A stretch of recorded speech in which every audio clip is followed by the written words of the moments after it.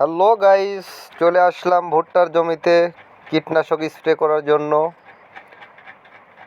বৃষ্টির পরে ভুট্টার গাছগুলো অনেক মোটা তাজা হয়েছে, কিন্তু পোকার এত পরিমাণ আক্রমণ যে সপ্তাহের মধ্যে 2-3 দিন বিষ স্প্রে করতে হচ্ছে। গাছ ইনশাল্লাহ ভালো আছে। আশা করতেছি যদি বন্যার পানি অতি তাড়াতাড়ি না আসে তাহলে ভুট্টার ফলন মাশাআল্লাহ ভালো হবে।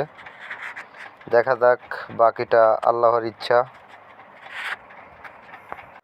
তো সবাই আমার জন্য দোয়া করবেন, আমার পেজটিকে ফলো দিবেন।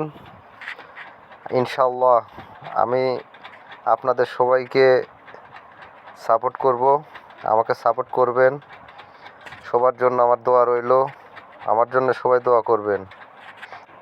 আপনাদের দোয়া এবং ভালোবাসা পেলে ইনশাআল্লাহ আমিও একদিন এগিয়ে যাব। আমাদের এখানে রহমতের বৃষ্টি হয়েছে। আসলে কোনো ফসল ঘরে উঠানোর আগ মুহূর্ত পর্যন্ত বলা যায় না ফলন কেমন হবে। পরও আশা আছি, সব কিছু আল্লাহর ইচ্ছা। আল্লাহ যেমন দিবে তেমনই হবে।